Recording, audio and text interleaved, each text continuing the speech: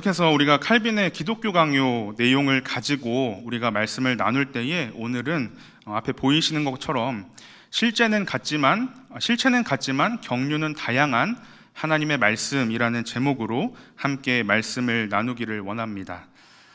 우리가 음식을 만들 때 맛을 내기 위해서는 다양한 조미료를 사용합니다. 단적인 예로 우리가 단맛을 낼 때는 설탕을 사용하고 짠맛을 낼 때는 소금을 사용하게 되죠. 그런데 일반적으로 설탕과 소금이 절대 섞일 수 없다고 생각을 합니다. 왜냐하면 이 두 가지의 조미료가 서로 각기 다른 맛을 내는 조미료이고 또 그 맛이 극과 극으로 상반되기 때문입니다. 하지만 한 예로 미국의 대형마트를 가보면 이러한 제품을 판매합니다. 이게 이름이 뭔지 아실까요? 옆에서 들리는데요. 솔티 캐러멜, 솔티 초콜릿이라고 부르는 제품들입니다. 그러니까 우리나라 말로 굳이 번역하자면 짭조름한 캐러멜, 짭조름한 초콜릿이다라고 이야기를 할 수 있을 텐데요. 혹시 이러한 제품들의 맛이 상상이 가십니까? 지금 표정이 일그러지시는 분들이 몇 분 계시는데, 아니 초콜릿은 달아야 되는데 어떻게 이게 짠맛을 낸다라고 이야기를 할 수 있을까? 물론 이러한 제품들을 드셔보신 분들도 계시겠지만 저 위에 하얗게 뿌려져 있는 것이 소금 결정입니다. 그래서 먹어보면 처음에는 이게 초콜릿인가 캐러멜인가 모르게 묘한 짠맛을 내게 됩니다. 그런데 그 짠맛이 사르르 녹아서 사라지게 되면 그 단맛과 그 풍미가 확 살아나서 더 달고 깊은 맛을 느낄 수가 있는데요. 그러니까 분명히 맛을 내는데 사용되는 조미료라는 유사성을 가지고 있고, 사실 어느 한쪽의 맛을 더 극대화시켜주기 위해서는, 그리고 더 풍미를 느끼게 하기 위해서는 서로 상호 보완이 되어지는 조미료인데, 우리는 단지 맛이 다르다라는 그 차이점만을 보게 된다라는 것이죠. 그런데 오늘 말씀을 준비하면서 하나님의 말씀인 구약과 신약을 바라볼 때에도 이와 비슷한 관점으로 한번 생각을 해 보았습니다. 분명 우리는 구약과 신약의 말씀이 모두 하나님의 말씀이다라는 사실을 알고 있지만 이 두 말씀이 전혀 다른 내용을 담고 있는 것이라고 생각을 해서 이 두 가지의 차이점만을 쉽게 찾아보고 바라보게 된다라는 것입니다. 그런데 그래서 어떤 이들은 구약의 말씀이 단지 이스라엘 사람들에게만 국한되어지는 말씀으로 또는 아주 오래전 과거에 있었던 말씀이기 때문에 현재 오늘을 살아가는 우리에게는 신약의 말씀만이 중요하다라고 생각하는 사람들도 있습니다. 즉 구약은 완전히 무시한 채 신약만을 인정한다라는 것이죠. 하지만 우리는 성경을 이해할 때 이러한 이분법적인 논리를 가지고 해석하는 것은 절대로 경계할 필요가 있습니다. 분명 구약과 신약은 서로 다른 내용이 기록된 것처럼 보이지만 사실은 서로 같은 하나의 핵심과 주제를 전하고 있는 하나님의 말씀이기 때문에 유사성 안에서, 서로가 가지고 있는 공통적인 유사성 안에서 서로 각기 다른 차이성을 발견할 수 있어야 합니다. 다시 말해서 구약과 신약의 유사성을 깨닫는 지혜 안에서 우리는 구약과 신약의 차이성을 발견할 수 있어야 한다라는 것입니다. 그런데 이러한 우리 특성을, 성경의 특성을 우리가 잘 이해하고 있어야 우리는 더욱 하나님의 말씀을 묵상하고 들을 때 은혜롭게 받아들일 수가 있습니다. 따라서 오늘 우리는 이러한 성경의 유사성 그리고 성경의 차이성의 내용을 담고 있는 칼빈의 기독교 강요 2권 10장과 11장의 내용을 중심으로 말씀을 나누려고 합니다. 먼저 기독교 강요 2권 10장의 내용을 통해서 우리는 구약과 신약이 어떠한 유사성을 가지고 있는지 한번 정리해 볼 수 있는데요. 첫 번째 유사성은 어느 시대든지 하나님의 백성은 영생의 소망을 품고 살아갔다라는 겁니다. 구약과 신약에는 복에 대한 말씀이 곳곳에 등장합니다. 그런데 구약에서 이야기하는 복은 육신의 눈에 보이는 것을 의미하고, 신약의 복은 내세적이고 영적인 것을 의미한다라고 볼 수 있습니다. 단적인 예로 하나님께서 아브라함에게 복을 주시겠다라고 약속하셨을 때 그 복은 아브라함을 통해서 실제로 눈에 보이는 어떤 큰 민족을 이루고 땅을 얻게 된다라는 그런 내용이었습니다. 하지만 칼빈은 구약 시대에 하나님께서 특정 인물들과 맺으셨던 그 약속들이 단순히 눈에 보이는 어떤 약속으로 끝나는 것이 아니라 영적이고 내세적이고 영원한 것이다라고 말합니다. 즉 구약 시대를 살았던 사람들도 신약 시대를 살고 있는 사람들처럼 하나님의 약속을 통해 영적이고 그리고 내세적이고 영원한 소망을 품고 살아갔다라는 것이죠. 구약과 신약이 약이라는 단어로 끝나잖아요. 그런데 그 단어를 한자어로 풀이를 하면 맺을 약입니다. 약속이라는 것은 앞으로 미래에 일어날 일에 대해서 맺는 것을 의미합니다. 즉 구약과 신약이 모두 미래에 이룰 것을 믿음의 약속으로 바라보고 있다라는 점에서 공통된 유사성을 가지고 있다라고 우리가 생각해 볼 수 있습니다. 로마서 1장 2절에서는 이 복음은 하나님이 선지자들을 통하여 그의 아들에 관하여 성경에 미리 약속하신 것이라고 말씀합니다. 즉 바울은 구약시대 선지자들을 통하여 장차 이 땅에 오실 그의 아들에 관하여 미리 약속하신 말씀이 바로 구약이다라고 이야기합니다. 그렇다면 이 말씀을 가지고 우리가 생각을 해볼 때 성경이 미리 약속하셨다라는 사실도 중요하지만 누구에 대한 약속을 하셨느냐가 더 중요한데요. 바로 말씀에서는 그의 아들에 관하여라고 이야기를 합니다. 다시 말해서 예수 그리스도에 대하여 약속하신 말씀이 구약이라고 볼 때에 우리는 구약의 말씀 속에서도 신약의 말씀과 같이 예수님을 발견할 수 있습니다. 로마서 3장 21절 말씀을 보면 이렇게 말씀합니다. 이제는 율법 외에 하나님의 한 의가 나타났으니 율법과 선지자들에게 증거를 받은 것이다 라고 말씀합니다.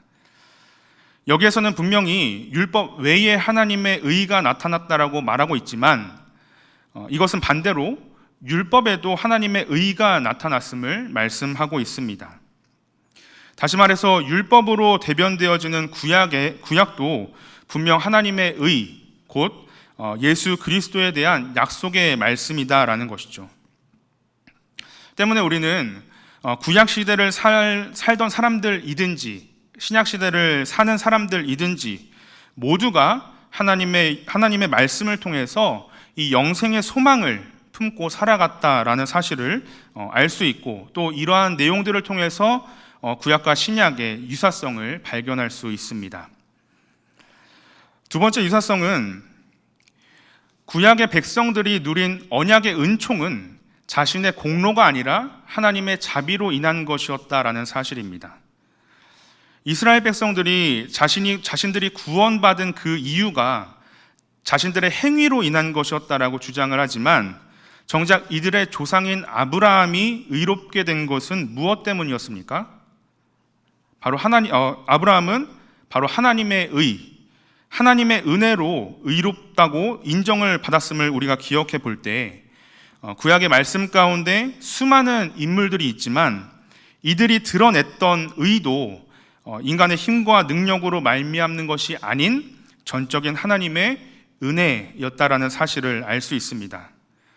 즉 구약 시대, 신약 시대를 나누지 않고 세상의 모든 역사 가운데 모든 시대의 사람들은 전적으로 하나님의 자비하심으로 의롭다 하신 하나님의 은혜를 누렸고 이러한 내용이 구약과 신약에 동일하게 기록되어 있다라고 볼 때 구약과 신약의 유사성을 우리가 발견할 수 있습니다. 세 번째 유사성은 언약의 표징들이 서로 같다라는 겁니다. 칼빈은 고린도전서 10장 1절부터 4절까지의 말씀을 인용합니다. 함께 읽어보겠습니다. 시작. 형제들아, 나는 너희가 알지 못하기를 원하지 아니하노니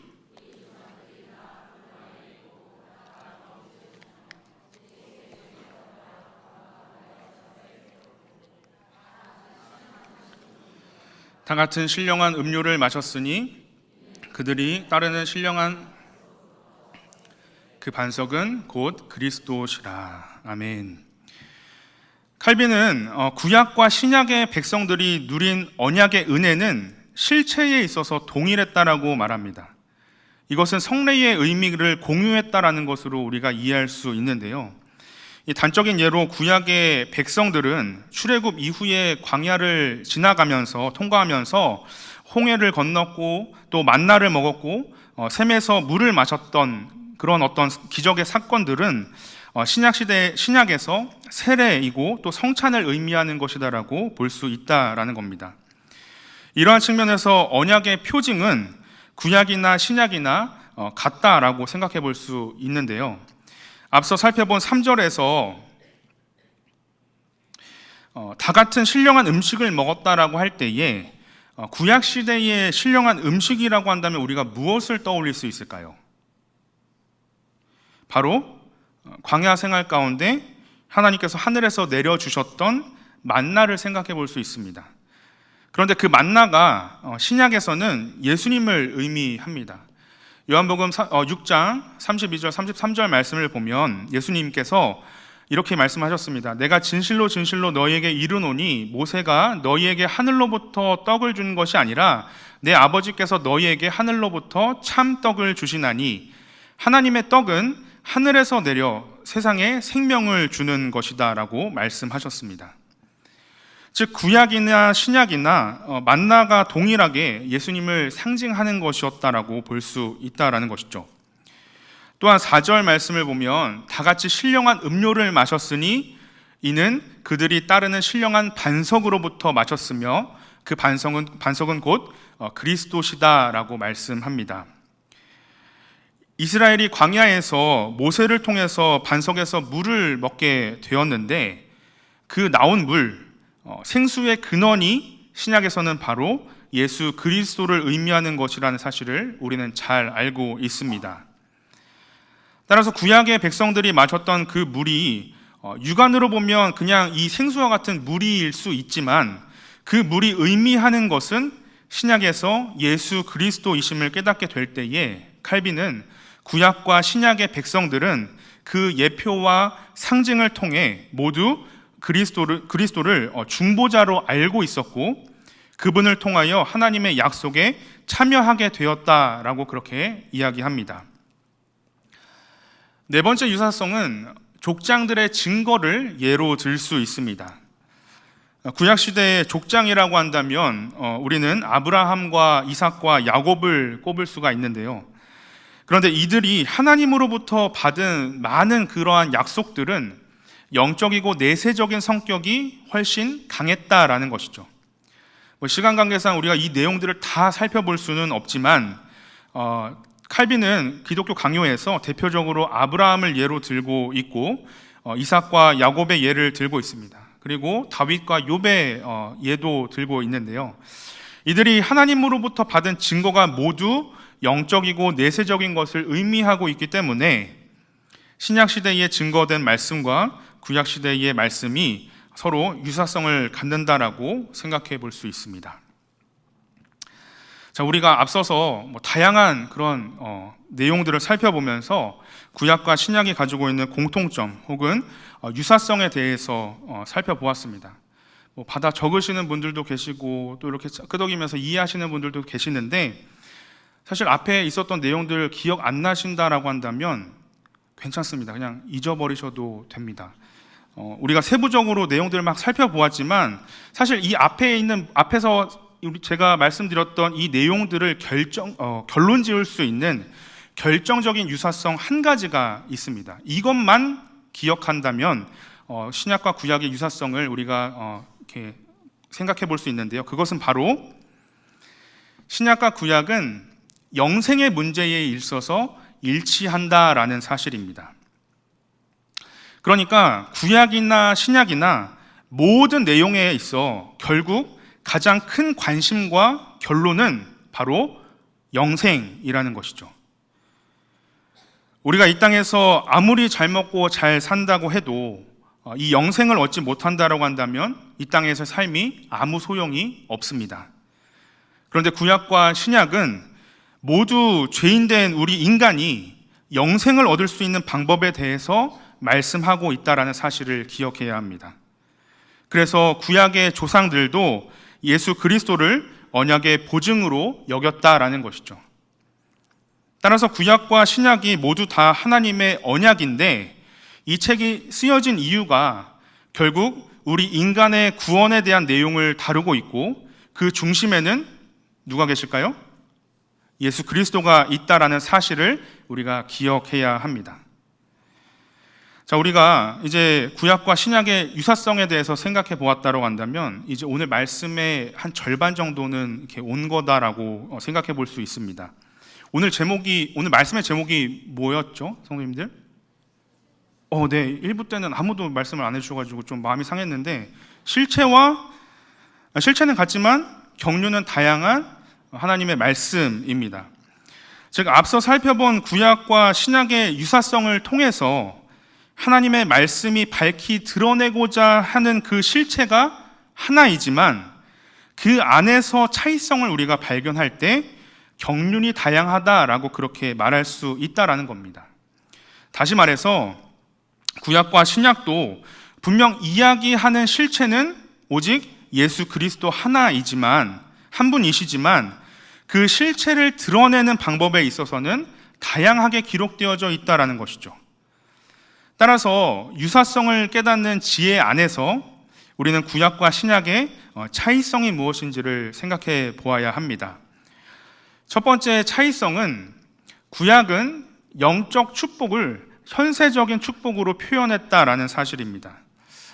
이것은 앞서 살펴본 그 유사성의 내용을 우리가 역으로 한번 생각을 해보면 좋을 것 같은데요. 칼빈은 구약의 경우 하늘의 유산을 생각하게 하시고 소망을 배양시키시려고 땅에서의 혜택을 맛보게 하는 방법을 사용하셨다라고 말하고 있습니다. 말이 조금 어려우실 수도 있으실 텐데 이는 구약 백성에게 주시는 모든 축복은 영생에 대한 것을 생각하게 하는 것이지만 결국 눈에 보이는 현재 누릴 수 있는 것으로 나타내셨다라는 겁니다. 사실 구약의 백성들은 이 현세적인 축복을 매우 중요하게 생각을 했습니다. 구체적으로 구약 시대의 복을 우리가 생각해 본다면 이 땅 가운데 우리가 누릴 수 있는 어떤 땅이라든지 차지할 수 있는 땅이라든지 아니면 후손이라든지 물질과 같은 것으로 표현되는 것을 보게 됩니다. 그리고 구약 성경에서 하나님의 진노도 마찬가지죠. 구약에서 표현되는 하나님의 진노는 바로 직접적으로 이 땅 가운데 내려지는 것으로 표현됩니다. 그렇다면 구약의 경우 도대체 왜 현세적인 복으로 표현이 되었던 것일까요? 이에 대해서 칼빈은 이렇게 이야기합니다. 하나님은 고대 백성에게 반복적으로 지상의 것을 베푸시면서 그들의 후견인과 청지기 아래에서 단련시키셨다. 그러니까 구약 시대의 사람들은 아직 초등 학문 수준에 머물러 있었기 때문이다라는 것이죠. 즉 구약 백성들은 이 영적인 어떤 성숙도가 아주 연약했기 때문에 하나님께서는 직접 눈에 보이는 어떤 현세적인 것을 통해서 영생에 대한 것을 말씀해 주셨다라는 겁니다. 단적인 예로 하나님께서 아브라함과 이삭과 야곱에게 가나안 땅을 약속하셨을 때 그 가나안 땅은 실제로 눈에 보이는 땅이었고 직접 이스라엘 사람들이 밟고 정복해서 이스라엘이 차지할 땅이었지만 그것을 바라보면서 최종적으로는 궁극적으로는 천국을 생각하게 하신 것이었다라고 볼 수 있습니다. 그러니까 이들이 궁극적으로 바라봐야 했던 것은 자신들의 눈에 보이는 땅을 통해 보이지 않는 하나님 나라에 관한 것을 바라보아야 했다라는 것입니다. 반면 신약의 복은 복음 안에서 이미 하나님의 나라가 있다라는 것입니다. 신약에서 말하는 복을 우리가 생각해 볼 때에 가장 처음 접하게 되는 그 대목이 마태복음 5장에 나와 있는 팔복에 관한 말씀입니다. 그런데 팔복의 말씀을 우리가 가만히 묵상하다 보면 과연 이게 나에게 주시는 복인지 쉽게 느껴지고 그것이 쉽게 이렇게 받아들여지십니까? 뭐 심령이 가난한 자, 애통하는 자, 온유한 자, 화평케 하는 자, 의를 위하여 박해를 받는 자 등등에게, 그런 자들에게 임하는 복을 과연 나는 온전히 느낄 수 있냐라는 겁니다. 신약은 이러한 것을 복으로 느끼고 받아들일 수 있는 사람이 참된 신자다라고 말합니다. 그래서 이러한 복을 통해 이미 하나님의 나라를 볼 수 있게 되었다라는 것이죠. 하나님의 나라가 이미 이곳에 이미 임하였음을 믿는 믿음이 우리에게는 필요합니다. 에베소서 1장 3절 말씀은 이렇게 말씀합니다. 찬송하리로다 하나님 곧 우리 주 예수 그리스도의 아버지께서 그리스도 안에서 하늘에 속한 모든 신령한 복을 우리에게 주시되, 하나님께서는 신령한 복을 우리에게 주셨는데 이것은 우리가 조금 부족해도, 연약해도, 조금 가난하여도 하나님께서 내 안에 계심을 믿는 그 믿음으로 온전한 그리스도인이 된 그 사실이 우리에게는 다른 그 어떠한 것보다 진정한 복이 된다라는 것입니다. 이러한 의미에서 구약과 신약은 차이성을 가지고 있다라고 볼 수 있습니다. 두 번째 차이성은 구약 시대에는 형상과 의식으로 그리스도를 예표했다라는 겁니다. 칼빈은 구약은 실제가 부재하는 가운데 몸 대신 오직 형상과 그림자만 보여준 반면 신약은 현존하는 진리의 몸 자체를 제시한다라고 그렇게 말합니다. 때문에 구약에 기록되어져 있는 모든 하나님의 말씀은 예수님의 그림자를 보여주는 것이다라고 생각해 볼 수 있습니다. 이 모든 구약 성경의 내용을 통해서 우리는 앞으로 오실 그 예수님의 모습을 발견할 수 있어야 합니다. 구약은 진리를 형상과 어떤 의식 같은 것들로 통해서 예수님에 대한 사인을 전해주고 있습니다. 반면 신약은 어떻습니까? 그 진리의 실체가 이 땅에 오셨습니다. 현재 실제하고 계시는 거죠. 그 진리의 실체가 누구이십니까? 예수님이십니다. 그러니까 예수님께서는 약속하신 대로 실제로 이 땅에 오셨고 지금도 살아서 우리와 함께 계십니다. 칼빈은 구약시대의 형상과 의식에 대한 예로 대제사장의 직분을 언급하고 있는데요. 구약 성경에서 대제사장에 대한 말씀은 출애굽기나 아니면 레위기 여러 말씀 가운데 우리가 살펴볼 수가 있습니다. 그런데 실제로 구약 시대에는 대제사장의 직분을 맡은 사람이 이스라엘의 그 수천 년의 역사 동안 존재했고 그 사람이 에봇을 입고 제사를 드리고 대제사장으로서의 직분을 감당했지만 신약 시대에는 어떻게 되었습니까? 영원하신 대제사장이 실제로 이 땅 가운데 오셨습니다. 그분이 바로 예수님이라는 것이죠. 또한 구약 시대에 제사를 드릴 때 제단 앞에서 많은 피들이 흘려졌습니다. 그런데 그 모든 어떤 짐승의 피가 신약 시대에 무엇을 예표하는 것입니까? 바로 예수 그리스도의 보혈을 예표합니다.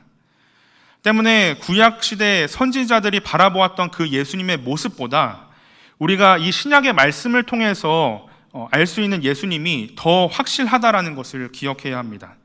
그리고 이것이 구약과 신약의 또 다른 차이성이다라는 것이죠.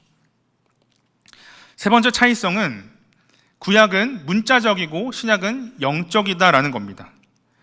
가만히 생각을 해보면 구약 시대의 모세를 통해서 이스라엘 백성들이 시내산에서 하나님으로부터 율법을 받았는데 그것은 돌판에 새겨진 것이었습니다. 즉 율법은 문자적이었다라는 것이죠. 그러나 신약의 복음은 영적이다라는 사실을 기억해야 합니다. 예레미야 31장 34절은 이렇게 말씀합니다. 함께 읽어보겠습니다. 시작.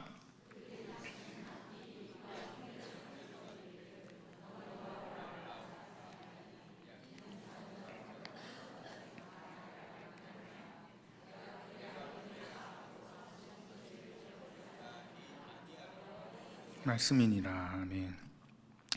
즉 하나님께서는 예수 그리스도의 복음을 우리의 마음에 주셨다라는 것이죠. 때문에 구약은 문자적이고 신약은 영적인 것이다라고 우리가 생각을 해볼 때 이 둘의 차이성을 생각해 볼 수 있습니다. 마지막 네 번째 차이성은 이스라엘로부터 모든 민족에게로 은혜의 언약이 확산되었다라는 겁니다. 구약은 하나님께서 한 민족을 선택하셔서 하나님의 역사를 이루어 가신 말씀입니다. 그 민족이 누구입니까? 이스라엘입니다. 유대 민족이죠. 그렇다면 왜 이스라엘이라는 그 나라, 유대 민족을 선택하셨습니까? 뭐 여러 가지의 이유가 있겠지만, 있을 수 있지만 사실 그것은 전적으로 하나님의 마음이기 때문에 우리가 나중에 천국 가면 한번 물어보면 좋을 것 같아요. 왜 한국을 선택해 주셔서 이렇게 우리나라를 말씀에 기록해 주셨다면 우리나라가 막 전 세계 사람들한테 다 알려졌을 텐데 왜 이스라엘을 선택하셨을까? 자, 어찌 되었든 하나님은 이 이스라엘 그 유대 민족 한 민족에게만 집중하셨습니다. 그래서 하나님을 아는 지식을 유대인들에게만 주셨습니다. 이방인들에게는 주지 않으셨습니다. 이것이 구약의 말씀이죠. 이러한 의미에서 구약은 그 내용 안에 어떤 선교적인 메시지가 있다라고 볼 수 있지만 선교적이지는 못하다라고 생각해 볼 수 있습니다. 하지만 신약은 모든 민족이 하나님께 나아가서 하나님을 찬양할 수 있게 되었습니다. 예수님을 믿는 모든 민족은 이제 다 자유롭게 하나님 앞으로 나아갈 수 있게 되었다라는 것이죠. 이에 대해서 사도 바울은 갈라디아서 4장 4절부터 6절까지 말씀을 통해 이렇게 말씀합니다. 때가 차매 하나님이 그의 아들을 보내사 여자에게서 나게 하시고 율법 아래에 나게 하신 것은 율법 아래에 있는 자들을 속량하시고 우리로 아들의 명분을 얻게 하려 하심이라. 너희가 아들임으로 하나님이 그의 아들의 영을 우리 마음 가운데 보내사 아빠 아버지라 부르게 하셨느니라. 아멘.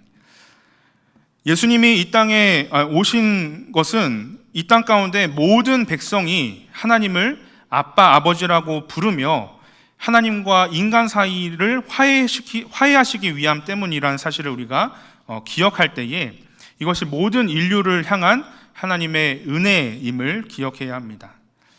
이렇게 이스라엘로 국한되어져 있던 그 구원의 은혜가 예수 그리스도를 통해서 모든 민족, 다시 말해서 이방인들에게까지 확장되었다라고 할 때 칼빈은 이방인들이 유대인들과 동등하게 되었을 뿐만이 아니라 말하자면 죽은 유대인들의 자리를 대신하게 되었음은 분명하다라고 말하고 있습니다. 자, 여기까지 우리가 구약과 신약의 차이성에 대해서 살펴보았습니다. 그렇다면 이러한 질문이 생길 수 있을 겁니다. 아니 도대체 왜 똑같은 하나님의 말씀인 성경 안에서 구약과 신약의 차이가 존재하는 것일까요? 굉장히 어려운 질문일 수도 있는데 칼빈은 이것에 대해서도 하나님의 자유다, 하나님의 자유라고 이야기합니다. 그런데 하나님의 자유인 것과 더불어 중요한 것을 이야기하는데 그것은 하나님께서 각 시대마다 백성들을 다루시는 방법이 달랐다라는 겁니다. 이것을 칼빈은 다양한 시대에 맞추어서 주신 하나님의 경륜이라고 말합니다. 경륜이라는 말은 영어로 administration이라고 하는데 이것은 쉽게 말하면 경영 혹은 운영이라는 의미를 가지고 있습니다. 그러니까 경영하다, 운영한다라는 말의 의미는 보시는 것처럼 계획을 세워서 조금씩 관리하고 다듬고 쌓아서 확장하고 발전시켜 나아가는 것을 의미합니다. 즉 부모가 이제 자녀를 양육할 때에 이제 맨날 우는 그 갓난 아기를 다루는 방법과 그리고 이제 초등학교를 들어가서 청소년기를 이제 사춘기를 맞이하는 그 자녀들을 다루는 방법 그리고 이제 성인이 된 그 자녀를 다루는 방법이 다 때에 맞춰서 다른 것처럼 하나님께서는 인간의 영적인 상태에 따라서 경륜에 나아가시는, 그러니까 경영하시고 운영에 나아가시는 방법은 구약의 백성들을 다루시는 방법과 신약 백성들을 다루시는 방법이 서로 다르다라는 겁니다. 조금 긴데 칼빈은 이렇게 이야기를 합니다. 옛날에는 현재하지 않으시는 그리스도를 표상하고 그가 오실 것을 선포하기 위하여 어떤 표징이 필요했다. 그러나 지금은 제시된 그를 표상하기 위하여 다른 표징들을 사용하는 것이 마땅하다. 그리스도의 강림 이후 하나님의 부르심은 모든 백성을 통하여 이전보다 더 넓은 곳까지 이르렀고 성령의 은혜는 더욱 풍성하게 퍼져갔다라고 말합니다.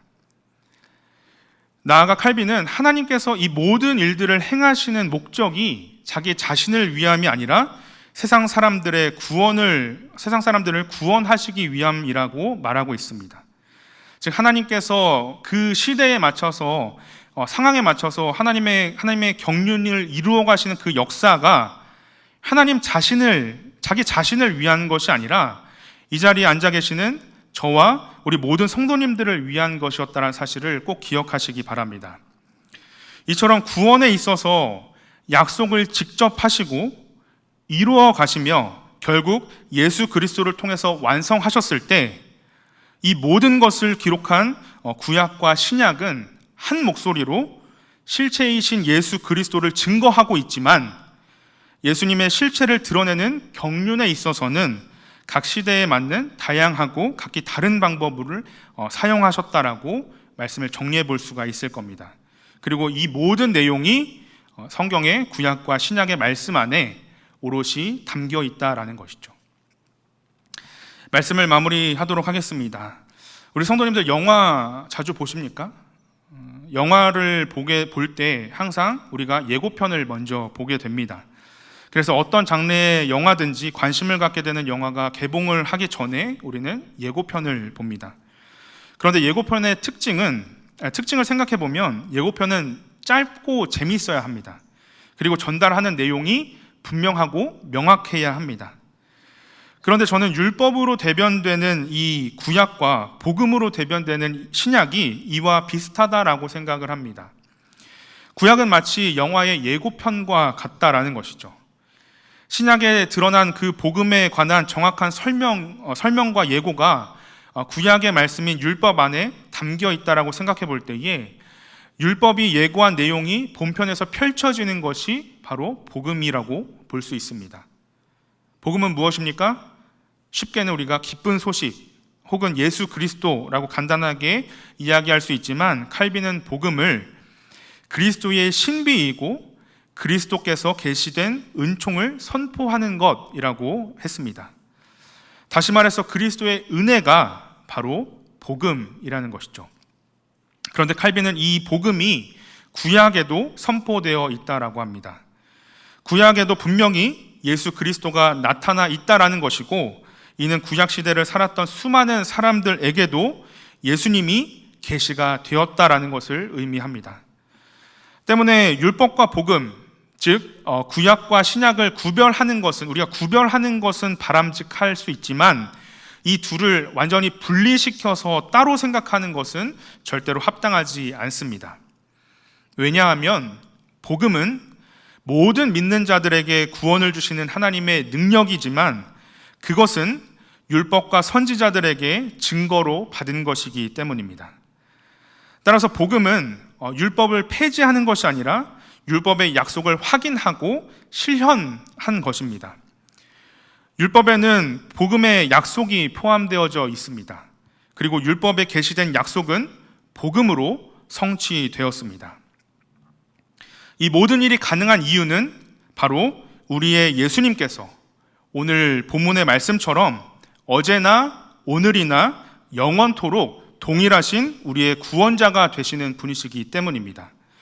우리의 예수님은 근본 하나님 자신이시고 구원의 빛이시고 또 확고한 불변의 진리이시며 처음이자 마지막이 되시는 바 영원토록 변함이 없이 동일하신 분이십니다. 이러한 예수님이야말로 우리가 마땅히 믿어야 할 믿음의 대상이고 믿음의 근거이며 믿음의 완성자 되심을 기억하실 수 있는 모든 성도님들 되시기를 바랍니다. 예수님의 실체는 하나이지만 그분을 드러내는 경륜은 다양하게 기록된 것이 바로 신구약 하나님의 말씀입니다. 따라서 이 말씀을 매일의 삶 속에서 온전히 묵상할 때마다 놀라운 구원의 은혜에 감격하실 수 있는 성도님들 되시기를 바랍니다.